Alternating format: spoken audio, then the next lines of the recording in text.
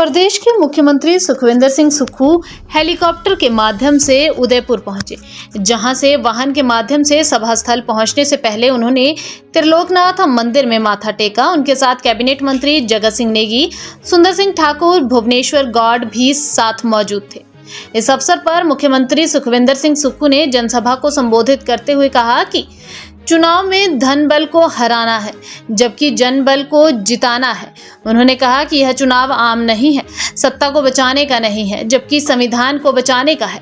उन्होंने भाजपा प्रत्याशी रवि ठाकुर पर लाहौल स्पीति के लोगों का ईमान बेचने का आरोप लगाते हुए कहा कि उन्होंने मुख्यमंत्री से कहा कि भाजपा का प्रत्याशी भाजपा के राजनीतिक मंडी में बिका है। हिमाचल में कांग्रेस की सरकार को कोई खतरा नहीं है, जो 5 साल का कार्यकाल पूरा करेगी। उन्होंने कहा कि अपना वोट खराब नहीं करना है। कांग्रेस पार्टी की ईमानदारी छवि की प्रत्याशी को वोट देकर जिताना है। उन्होंने निर्दलीय विधायकों पर भी तंज कसते हुए कहा कि हमारा इस्तीफा स्वीकार करो। यह चुनाव जनता का चुनाव है, इसे हर हालत में कांग्रेस के पक्ष में वोट देकर जिताना है।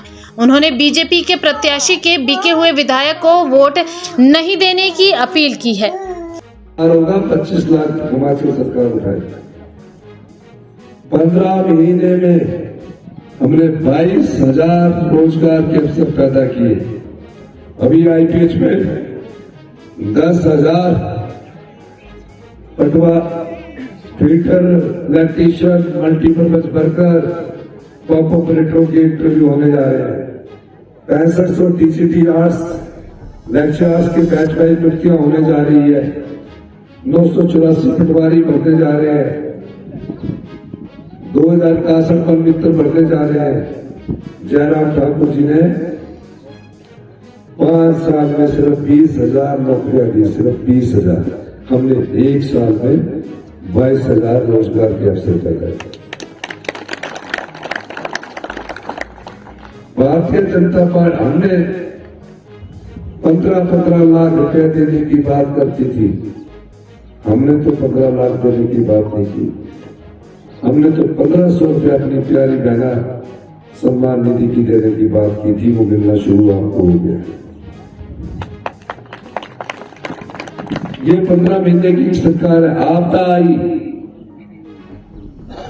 पूरे प्रदेश में गया, स्पीति में भी मैं आया।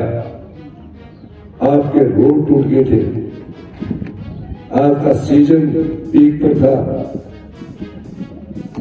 हमने किसी भी किसान का फसल को खेत में सड़ने नहीं दिया, नष्ट होने नहीं दिया।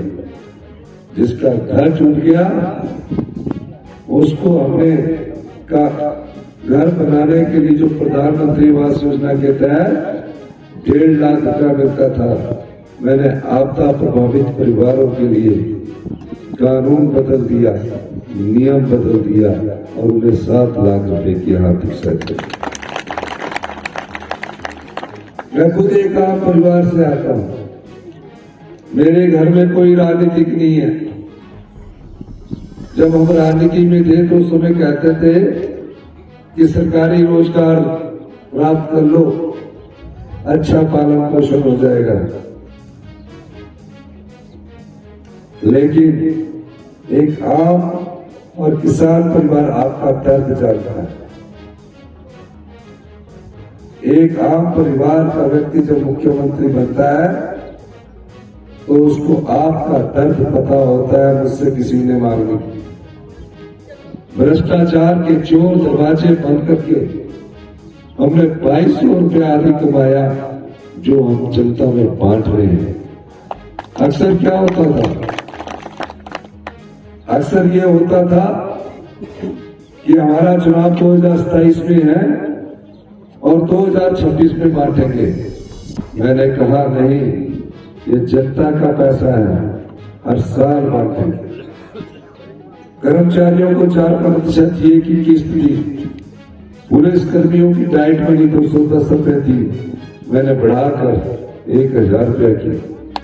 ये सब योजनाएं आपको देखी। फिर ऐसा क्या हुआ? बिका हुआ जो भारतीय जनता पार्टी का प्रत्याशी है,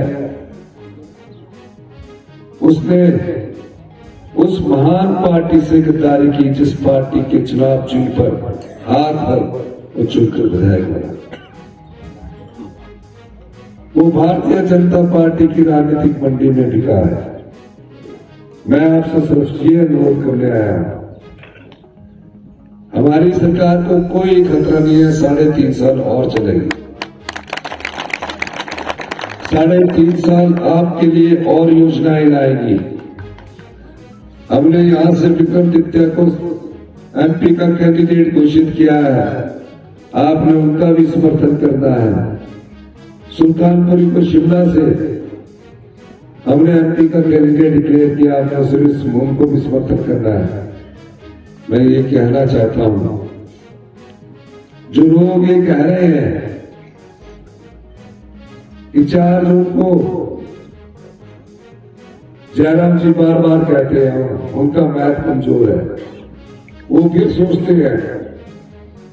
1 महीना पूरी कोशिश कर ली उन्होंने हमारी सरकार कराने के लिए। हमारे ईमानदार विधायक कोई नहीं बिके, बिकने वाले पहले ही बिक चुके थे। जब आप 1 तारीख को वोट करने जाएंगे, आप ये सोचकर वोट चेक करिए, ये कोई सरकार बनाने का चुनाव नहीं है। ये चुनाव देश की दिशा और राजनीति की दशा को तय करने का चुनाव है। हजारों साल की गुलामी के बाद जब देश आजाद हुआ तो आपके पास एक सबसे बड़ा अधिकार मिला, वो वोट देने का अधिकार है। ये वोट की ही ताकत है कि एक मुख्यमंत्री, उनके मंत्रिमंडल के सदस्य आज हर घर के दरवाजे पर पहुंच रहे हैं। अगर ये वोट ही खरीद लिया जाएगा, ये वोट ही बिक जाएगा, तो कोई आपकी आवाज ना तो सुनेगा ना ही उस पर गौर करेगा। ये जो चुनाव है, ये लोकतंत्र को बचाने का चुनाव है। जो लोग वोट के दम से सत्ता की कुर्सी नहीं पा सके, वो नोट के दम से सत्ता की कुर्सी हथियाना चाहते हैं।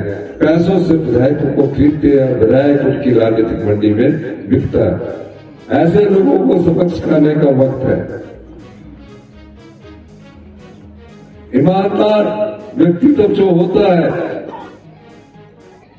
वो हमेशा अपने मन में सेवा भाव और पीड़ा रखता है। हमने एक बेईमान के खिलाफ एक ईमानदार प्रत्याशी अनुराधा राणा जी को आपके सामने खड़ा किया।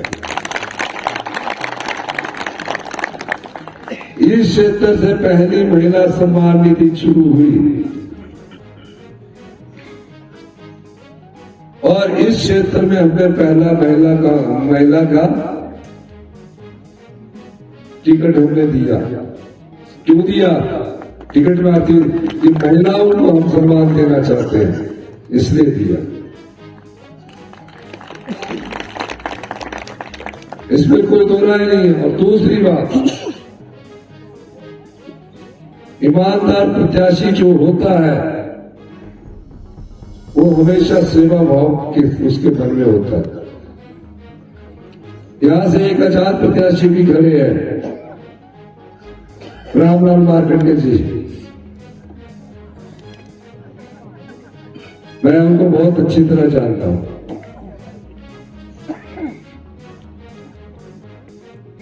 उनकी सरकार कोई बनने वाली नहीं है क्योंकि वो तो आजाद है। इसलिए आपने अपना कोई वोट खराब नहीं करना है। जो भी काम आपने करना है वो कांग्रेस के पक्ष में आपने वोट डालना है, अनुराधा राणा जी के पक्ष में वोट डालना है।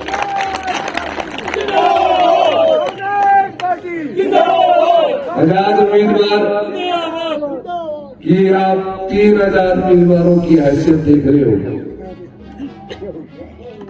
3 आजाद उम्मीदवार ये भी इतिहास के पहले ऐसा प्रत्याशी है जो विधानसभा के गेट के पास बैठे हैं, कह रहे हैं हमारा इस्तीफा तो स्वीकार करो। कोर्ट में जाके कह रहे हैं कि हमारा इस्तीफा स्वीकार करो। ऐसा क्यों कह रहे हैं? क्योंकि भारतीय जनता पार्टी के समान से हमारे अटैची के इनके दबाव में आकर वो कह रहे हैं। अगर उन्होंने चुनाव नहीं लड़ना है तो बताइए, फिर दोबारा चुनाव लड़ना चाहते हैं। आजाद प्रत्याशी तो कांग्रेस का भी होता है, भारतीय जनता पार्टी का भी होता है, किसी को भी सपोर्ट कर सकता है अपने इलाके के लिए। लेकिन अब जो आजाद प्रत्याशी को वोट नहीं डालना, क्योंकि अब जो है कांग्रेस की पूर्ण बहुमत की सरकार है, कोई डरने की बात नहीं। अनुराधा राणा को आप अधिक से अधिक वोटों से जिताइए। मैं यहाँ दोबारा आऊंगा। आज तो मैं सिर्फ इतना ही कहता हूं, हमें इस चुनाव को, जनता का चुनाव है ये, आपने फैसला करना है। लोकतंत्र की ताकत जनबल है, धनबल नहीं।